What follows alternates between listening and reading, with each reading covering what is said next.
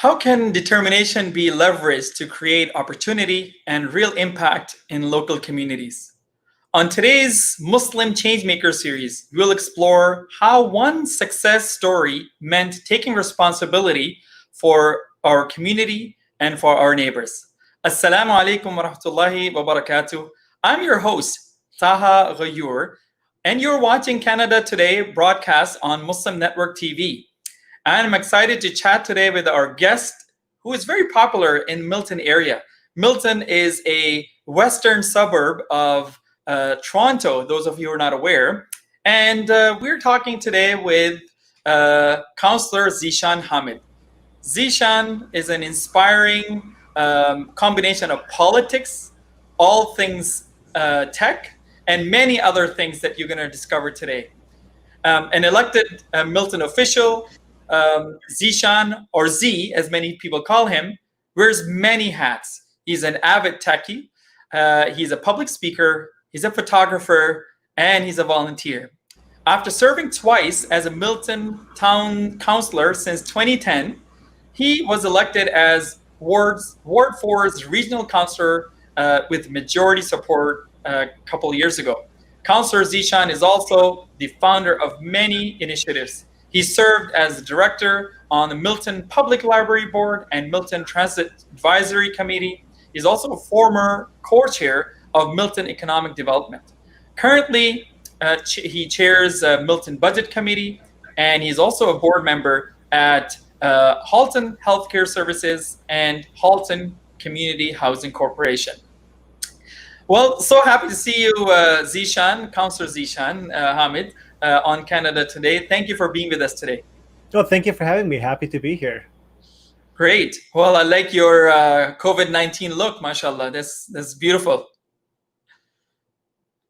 So let's get started.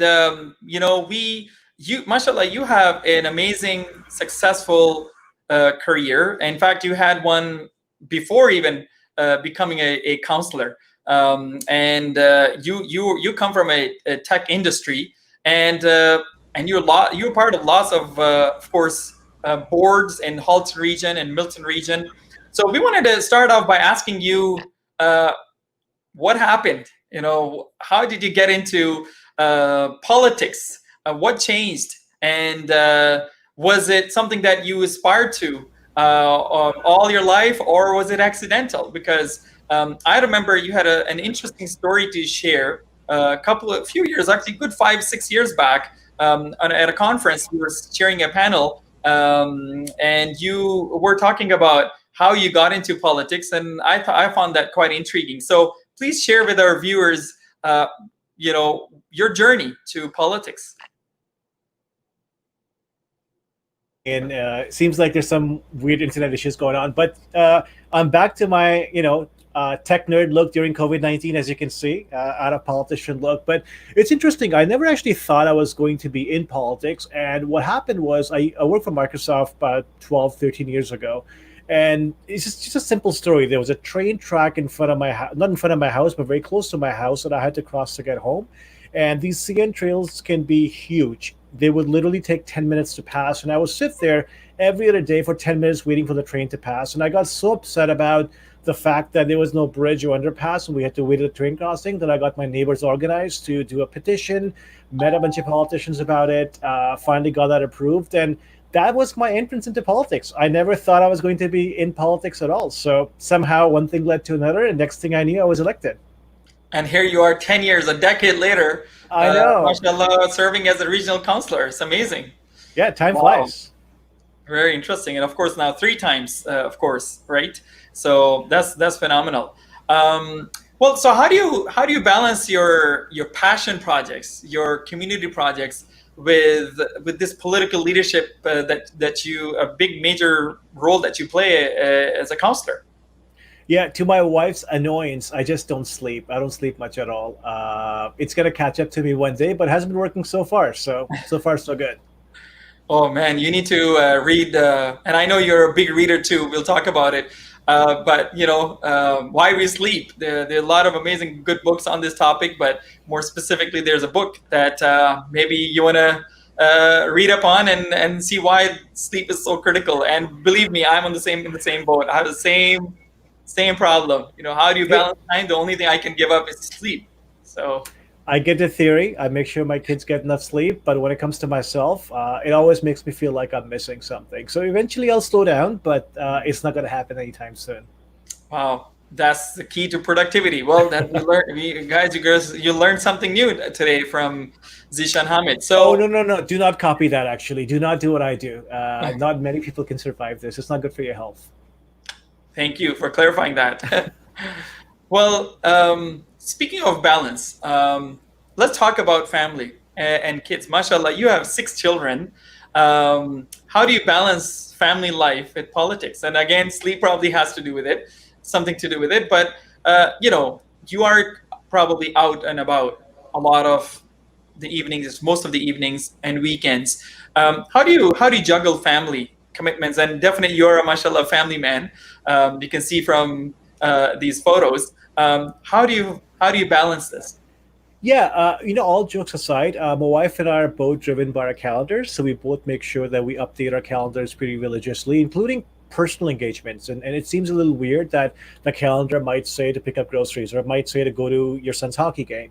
But I really do need to be driven by calendar. And the other things, again, in all seriousness, is prioritization. You have to be very hardcore about prioritizing things. So, always been a dad. Being a dad comes first. Family comes first. And I've not always done it successfully. Sometimes you sacrifice family life a little bit. But it's not something I plan to do. It's something that I find myself doing, and then I have to course correct and then prioritize family up again, and then community and then work. So honestly, it's about family, community, service. As long as those three things are there in that order, you'll be okay. Oh, that's beautiful. Is your family or any of your family members or children involved in any of the initiative that you're part of, or is that something you encourage them to be part of? I mean, because as people involved in the community, always helps to have, of course, children or family members involved in some capacity. In this way, you get to spend some quality time with them, but at the same time, you're also mentoring them. You're also, sort of preparing them for something better, in terms of skill development as well as leadership opportunities. Yeah, they're all at different stages and they have different interests. So during the election campaign, everyone gets involved. Well, my wife very heavily, but the kids as well. But outside of election campaigns, are generally my initiative, and sometimes they'll volunteer for it. Sometimes it depends on where they are in school. I have two daughters in university. One is starting university in September, so Mashallah. a son in grade 11. So it really depends on what's going on in their lives as well. Mm. But they do volunteer a lot, not just with my initiative, but with on their own as well. Especially one of my daughters who's been very involved in mental health initiatives and stuff, which outside of what I do, so on her own completely, which is pretty good to see. Oh, beautiful. That's great.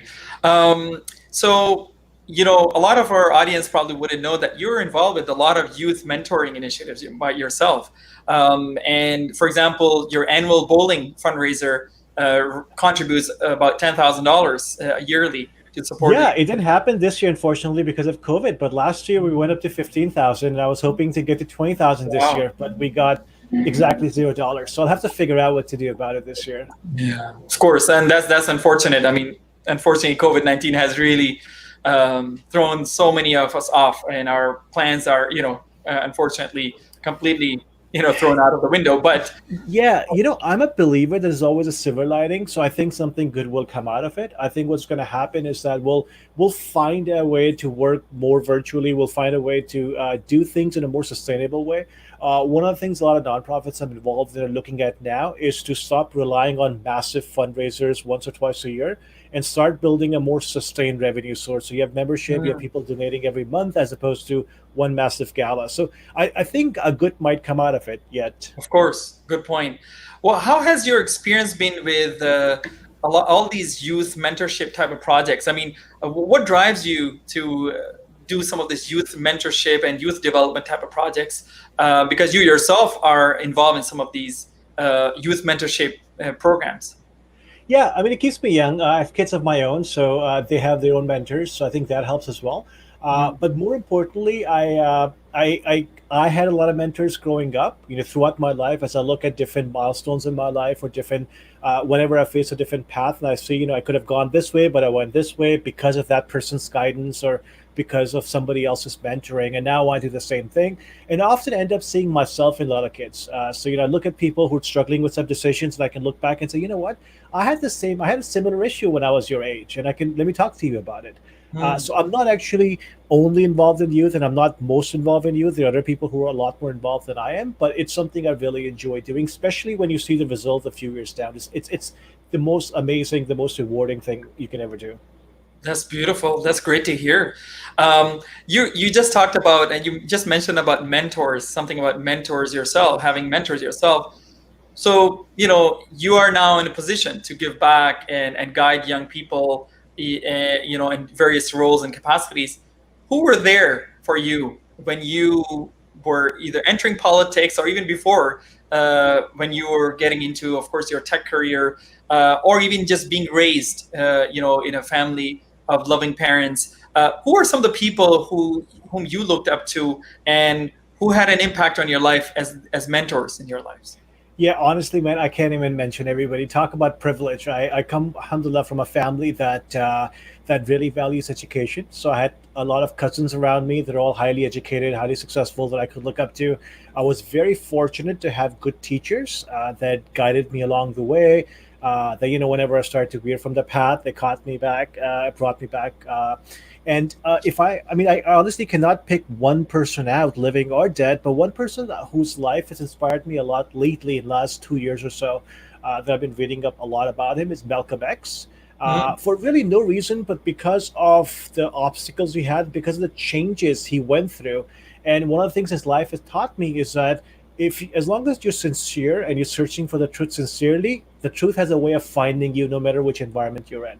And that's been really, really inspiring. So I'm trying to learn more and more about him. Oh, beautiful. That's very interesting. And we'll maybe come back to it a bit later, but this is interesting. So, you deal with all sorts of people from all walks of life, of course, being a regional coordinator, a regional councillor. I'm wondering, what has been your experience seeing over the past decades, one decade, with your involvement in politics?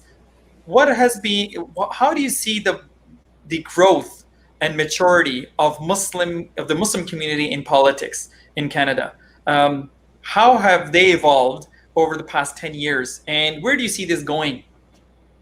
So on a really positive note, I know that Muslim community has really gotten involved in voting.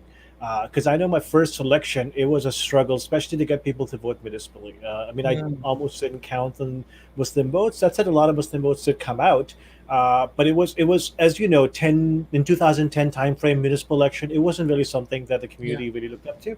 They were involved federally somewhat, but now we're at a point where Muslim community is a force to be reckoned with, where you can see the change in conversations. Whereas if you look at some of the political statements, especially from our more conservative politicians 20 years ago towards the Muslim community, that has evolved and shifted quite significantly because they know that in a lot of key ridings, they can't win without supportive community. So they no longer play identity politics or the kind of games they used to play before. And that has been a huge, huge shift. So people have gotten more political maturity. They have gotten involved in voting, and I couldn't be happier about that. That's been really amazing change. Oh, that is very, very true. And thanks to a lot of the work of organizations, of course, like the Canadian Muslim Vote, and other, depending on what region of Canada you're in, others civic engagement groups. Alhamdulillah, we are at a point where, as you said, not only we have matured politically, but there's quite a bit of good political organizing happening now that is propelling our community to take. So, if you go back 20 years, when I was in university, a big discussion was whether voting was halal or not, right? There was a big group that's not as significant anymore that was that had a belief that voting is an act of kufr almost. So we've moved way past that. And that's been really positive because we live in a society where we're impacted by political decisions that are made. So either you're on the table or you're at the table. And I prefer to be at the table making decisions. That's true. That's great. Um, well, talking about engagement. You have successfully raised funds for various organizations. Your work, has gone beyond the Muslim community, of course, being a counselor. And you have, for instance, raised 150K for refugees, bringing refugees in Milton, sponsoring refugees basically in Milton area. And you have also helped struggling families in your region. So you have been very involved in the wider civic engagement space all this time. Uh, when it comes to Muslim community, we still have, of course, our struggles. We still are, navigating our way. What advice do you have for young people in particular, and even young adults, when it comes to widening our net and our scope and our vision, when it comes to giving back to our community, our society, our neighborhoods, and giving back to Canada? What are some of the things that you think they should be doing and considering based on your own path that you have taken? Yeah, this is going back like long time ago, probably my high school days. I was at a Jummah khutbah once, and the khatib was talking about how if, as a Muslim, you live on a street, your neighbors should celebrate that you live on the street because the entire street will be better off. Now they just know it. They know that street will be cleaner. They know that if neighbors have an issue, you'll be there to help them out. And I've always kind of gone back to that. It wasn't something I came up with. It was something at the khutbah, but it's always gone back to that as a guiding principle. So if I'm somewhere, people who are interacting with me, people who live around me, people who live on my street, people who live in my neighborhood, they should be better off because I'm there.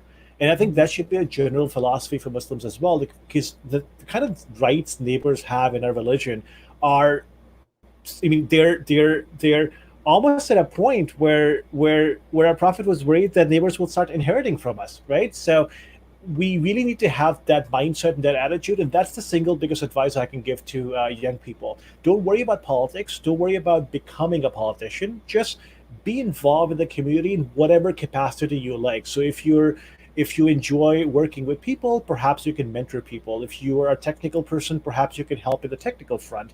If you just like volunteering, perhaps you can just go out and clean up a park. So if you just find where you can give back and you can make the community better, success just comes to you, and you'll naturally find yourself in leadership roles in different areas, in whatever area you're interested in. And then if you're interested in politics, you'll naturally find yourself in leadership role in politics. If you're interested in community building, you'll find yourself in leadership roles in community building. So my advice is always not to start off with achievements. Start off with giving back, and achievements just come to you naturally. That's very interesting. I mean, organic involvement and organic growth and organic leadership is the key. So that's very interesting. Thanks for sharing that. You have been involved in this, of course, field now for 10 years, and you are a proud Canadian Muslim, and you don't, you have no qualms about your identity being a Muslim. What are some of the pitfalls and as well as highlights, I would say, in your political journey that you faced so far? And as a Muslim entering into politics, working in politics, as a counselor, what are some of the positives as well as negatives that you faced? So Milton wasn't as diverse 10 years ago than it is today. And I can't tell you how many people have come up to me and told me that interacting with me, like I was the first Muslim that I ever interacted with. And it kind of changes the view, because if you've only learned about, an ethnic group or a religious group through media or through movies, you have a very different picture of them until you interact with them. So that's been a blessing. On the negative front, you always have people who basically, hate is a strong word, but who basically won't like you because of the label they assign to you or because of the label you carry. And honestly, I don't have a problem with that, because I tend to just ignore them and think that, one day, hopefully I'll win them over, or one day they'll come around. They'll see the error of their ways. They'll see that, perhaps they have certain biases that are unfair, and they'll get past it. But honestly, they won't get past it unless people like you and I stay involved and carry your identity proudly. So it's just part of who I am, and I've never tried to hide who I am. It is what it is. So I wonder if you ever faced an incidence of Islamophobia of any sort, any hate specifically targeting you because of your faith and your identity?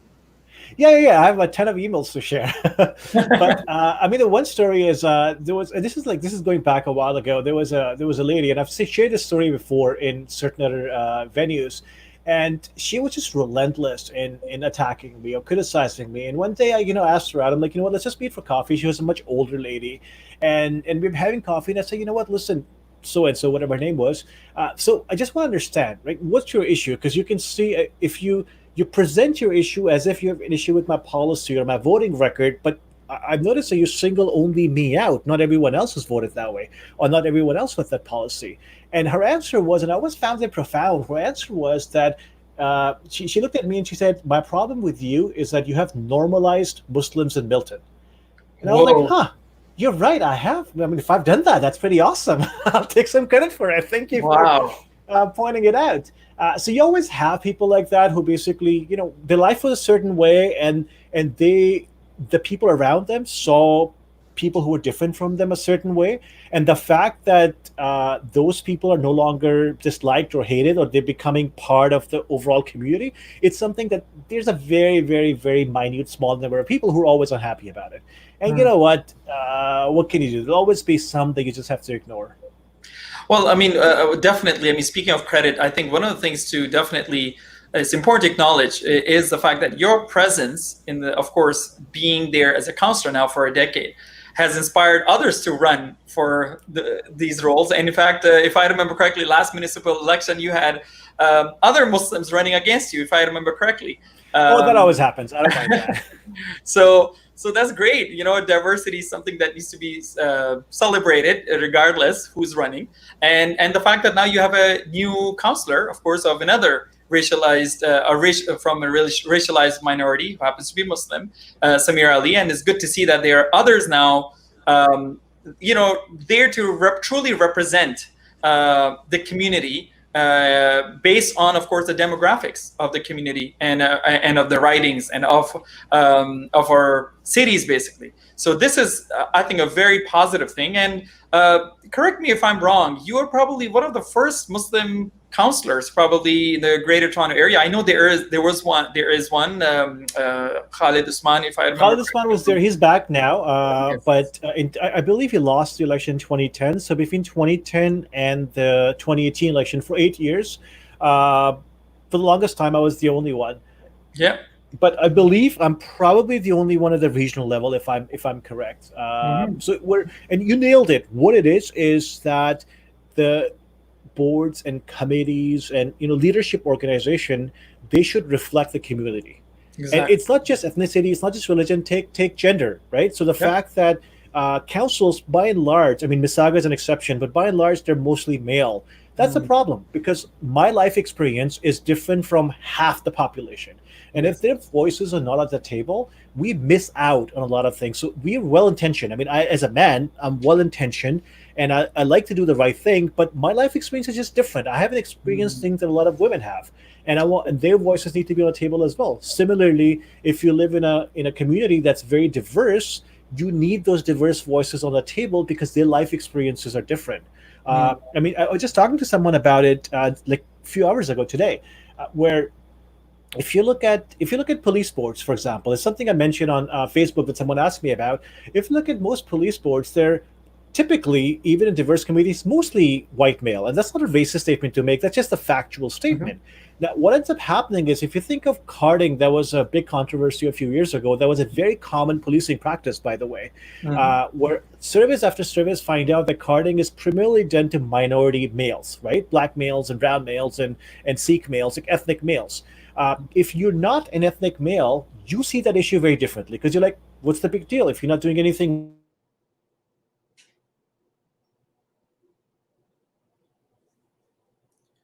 Okay, I think we seem to have a lag there. Let's see if you can come back on. Boom, I'm back. Yeah, it's just the internet, right? Okay. I was saying that if you don't have those ethnic voices at the table, then you don't have someone raising their life experience. You see the same thing, you see it very differently. So we do need to solve the problem at the root level and make sure that we collect people from every single background when it comes to these leadership roles. We train them, we groom them, we get them ready, and not just ethnic background, religious background, as well as gender. Excellent. Very good. Thanks for sharing that. One of the things that people like about you in the Milton region or Milton area is the fact that you're very accessible to your residents. I know that you hold weekly town halls now virtually. You're answering questions on your own YouTube channel, which is great. A live political chat with Councillor Zeeshan Hamid.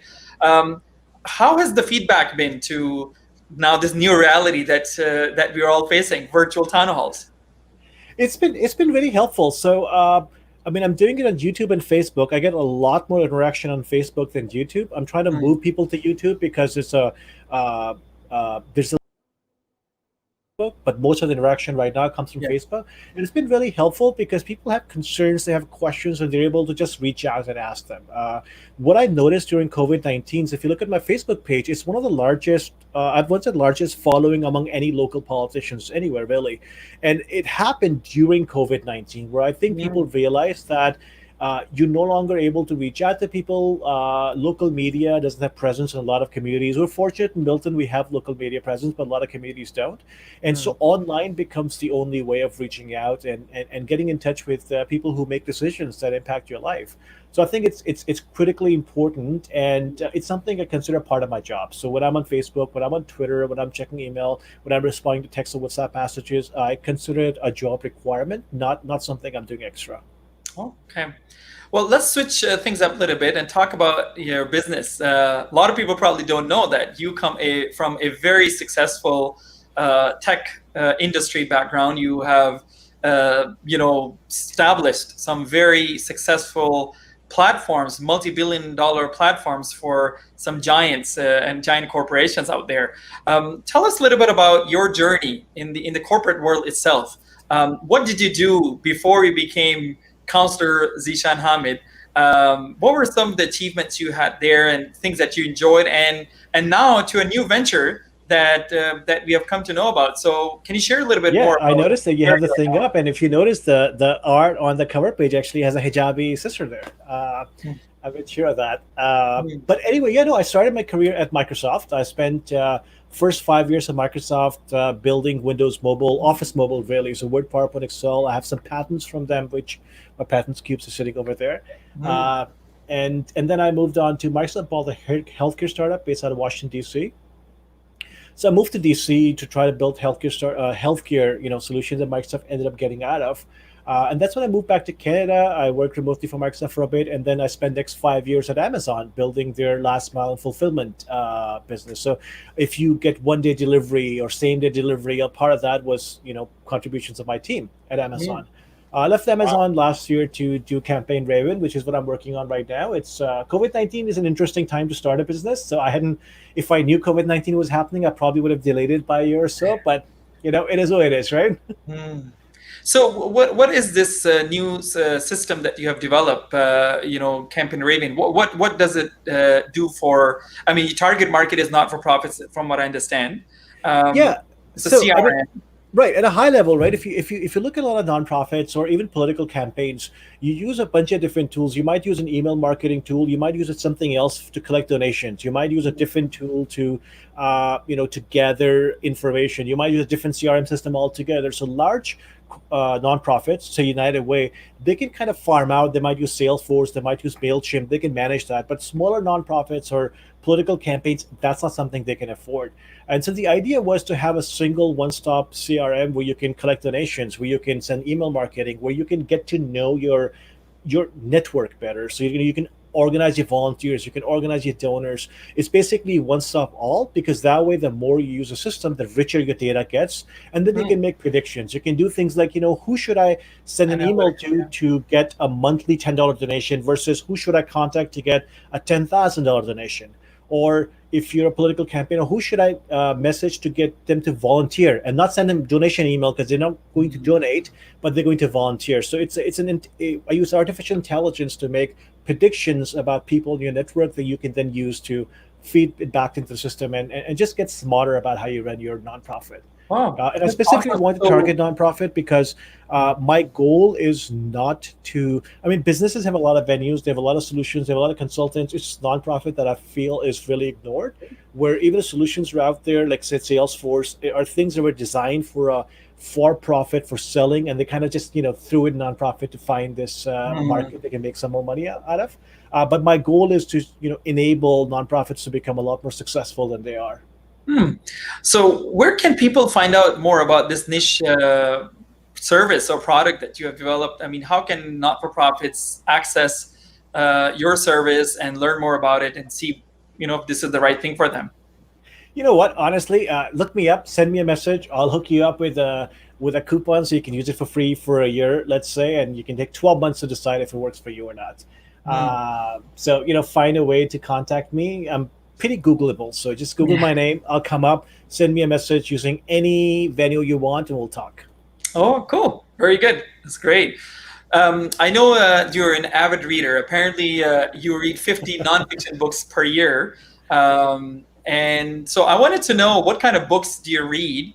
And are there any recommendations of maybe some latest books that you have come across that you may recommend to our viewers? That's a good one, actually. That will be a hard one to answer. So I read books from all sort of genre. I stopped reading fiction about, I would say, 15 years ago. I just got out of it, and I just never Hmm. got back into reading fiction. But nonfiction, I read a lot. Right now, I just finished Jonathan A.C. Brown's. I think it's called Hadith: Muhammad's Legacy in the Modern World. That I just finished reading, and the book I read before that is actually a pretty thick random textbook style. It's called Oxford's History of. I can't even remember what it was, but essentially a history of development of Islamic theology. And it's an issue I've always been curious about, and it's not something that's a lot been written on in English. There's a lot of Hmm. material in Arabic, but there's not a lot of Yes. material in English. And one of the very rare occurrences of a book that got translated into Arabic from English. Hmm. It's a remarkable book, and right now I'm reading Malcolm X's biography, which is something surprisingly and I'm kind of ashamed to admit I had never actually read it. Watched And the you can never movie, go I wrong heard a with lot it. about it, Yeah. but yeah. So I'm reading it right now. That's my reading material right this second. Great. Good. You never know. Somebody may pick up one of these books and go with it. That's great. Yeah, check it out, man. If you ever want to discuss books, send me a message. We'll do a virtual book club because I tend to sometimes I read stuff that really nobody else has read because I find so I'll read a book, I'll look at the bibliography, I'll find one reference that they made to a different book. I'll Hmm. get that book. Sometimes I'll contact the author. I recently read Jasir Aura's. I can't remember the title right now. It just escaped. Hmm. Okay. Um, okay. Let's see if you are back on. Yes, I think you're back on. That's great. So, well, we'll be concluding in a few minutes. I wanted to actually discuss an interesting tweet that I recently saw. And I'll quote: "It's easy to use speech in a way that avoids dealing with controversy because it pays off in short term. However, leaders should be content with a conflict that happens when you speak the truth in a straightforward manner because it produces long-term peace." I found this quite intriguing, and I wanted to know what's behind this tweet, and more importantly, really, what can you expand on this statement, and what do you mean by this? Because you're in a leadership position, and there are many, of course, leaders, hopefully, who will be watching this show. I thought that this is, or aspiring leaders, of course, and knowing the state of the world, that is run by leaders, it'll be important for us to actually hear this. This is a very interesting statement.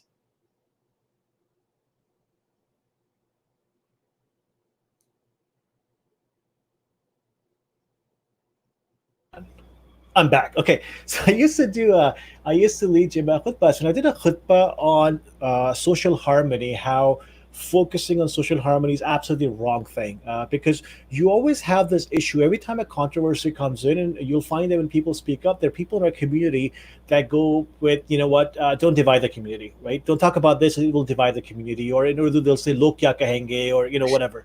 And I've always, even as a kid, I've never understood that because your guiding principle should be the truth. I mean, what is the truth? And that is what should guide you forward. And if speaking the truth disrupts social harmony, then you know what? To be honest, that's not a social harmony anyway. That's fake.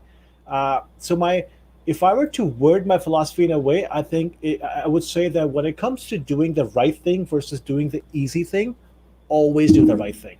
Because the Mm, easy thing is good in the short term, but if you want to improve your society, if you want to improve yourself, if you want to be a better human being, if you want to be a better person, you always have to do the right thing. And that's what it comes down to. So I was really thinking about it recently in Black Lives Matter, and then we had Uncle Ijaz Chaudhry issue in Peel. So thinking about that, it becomes easy to take the comfortable position and just not shake things a lot. mm. But you really need to shake the system sometimes, which means that it disrupts social harmony in the short term. But that's the only way of fixing the system. Hmm. That's powerful, especially in the context of social justice. I think that's very, very critical. So thanks for sharing that. What is the next challenge for Councillor Zeeshan Hamid, in your current job or even maybe in life? What is the next big thing you're thinking about? You know what? At this stage, I'm pretty satisfied and happy where I am. Alhamdulillah. I'm fortunate to find myself in a position, and I honestly think blessed. I'm blessed to find myself in a position where I can give back, where I have power over very small things, but I do have some authority over things that help people. And my hope is that I use that authority in the good way and the right way. But Hmm. that's where I am. That's where my focus is right now. Who knows what happens in the future? We'll see. Hmm. Alhamdulillah, that's great. Um, Looking back at your life, especially last 10 years, but I would say last 15 to 20 years, your journey into politics and beyond, I have two questions. One is, what are some key obstacles that you faced? Not just politics only. I'm just talking about life that were good lessons for your life and teaching moments for you. What were some of those obstacles you faced that you overcame and you felt that, what, if I did not experience this, I probably wouldn't be where I am today? Okay, so this is going back to high school. We're in high school. My friend and I are walking through Square One, and I won't share the name of the store, but there's a store there, and there's this. I don't even know how old she was. There's a sales lady, and my friend looks at me and says, "You know what? If you just go up to her and ask her what time it is, just that's all you have to do. Ask her what time it is. I'll give you $5." And $5 was a lot of money for me back.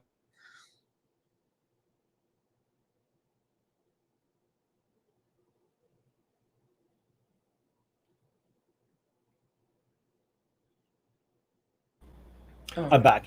That's when I decided that I needed to work on. It took me a while, and I ended up finding Toastmasters. I joined Toastmasters. I worked on my speech. I worked on my confidence. I ended up running Milton Toastmasters. I ended up becoming area governor for a while.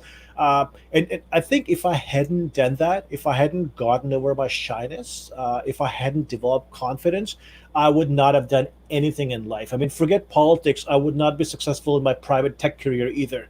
Mm. Because confidence and being able to speak and being able to articulate your thoughts, being able to think of something and put them in words in a way that it gets across, that's actually a very, very, very powerful thing.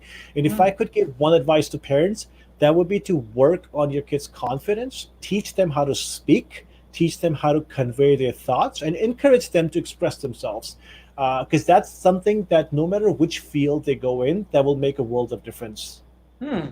Well, that's interesting. I mean, I think one lesson I learned from this is that, never underestimate the fact that somebody in your life pushes you to do something and you never know where it takes you, right? I mean, just that one story of somebody just pushing you to go up to somebody and speak and do something, mashallah, landed you a career of, 10-year plus. Of course, that's not the only story behind it, but there's so much more that will happen that led you on this journey. So that's powerful. Thanks for sharing this. Um, the second question related to this is, can we, as we conclude, um, what advice do you give to future and aspiring politicians in the Canadian community, among Canadian youth, Canadian Muslim youth, and I would say more specifically the racialized youth? who are coming from minority communities, what advice, based on your own experience, would you give them today that they should be doing today, so they can build on, build on their successes to hopefully contribute in somewhere in politics going forward? Yeah. My general advice, as we talked about earlier as well, is to get involved. Just get involved somewhere. We're fortunate enough to live in a country where there are so many ways to build a successful career in politics.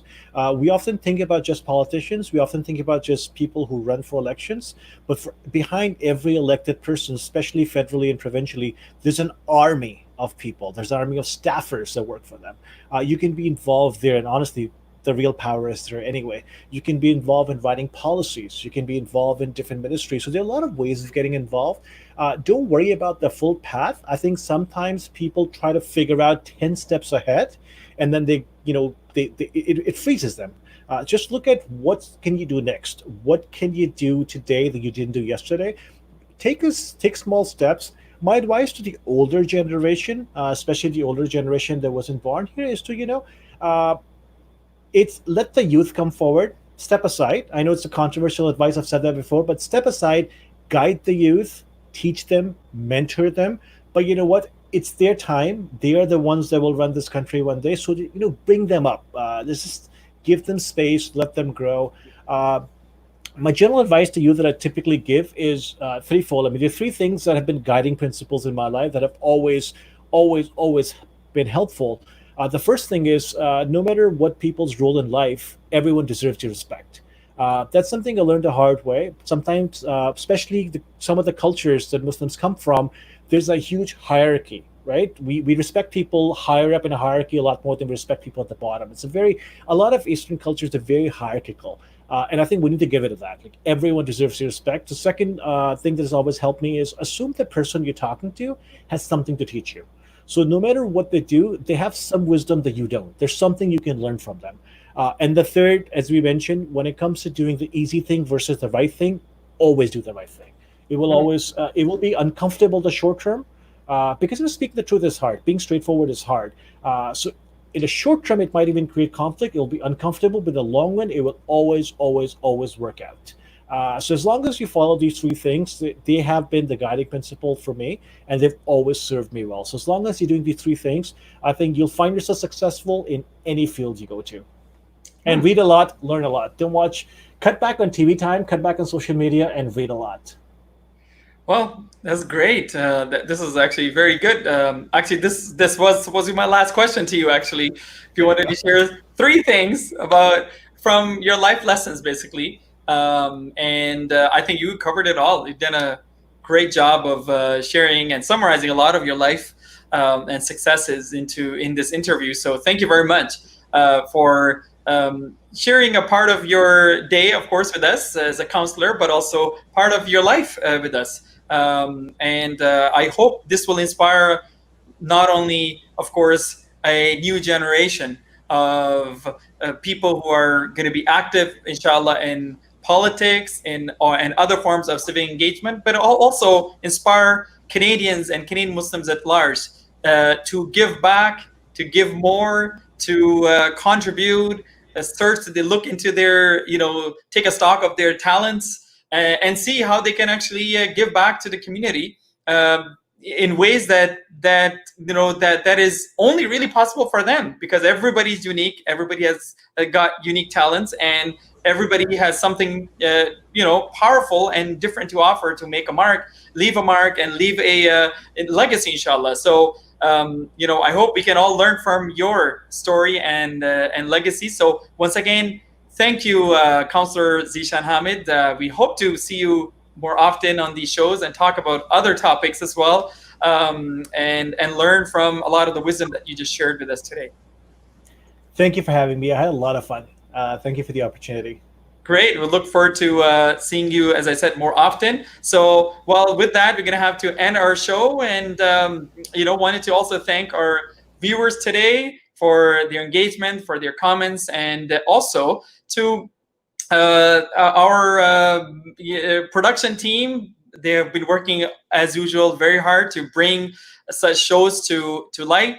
We have Muslim Changemakers like Zeeshan Hamid, who and others whom we have featured every week. We bring to you. So we thank them for being there with us and for inspiring us in ways that he did actually today. Also wanted to thank Dawanet for its marketing partnership, torontomuslim.com and Dawanet for their assistance. Once again, this is Taha Ghayur, your host on Canada Today, and we look forward to seeing you again. Assalamu alaikum wa rahmatullahi wa barakatuh.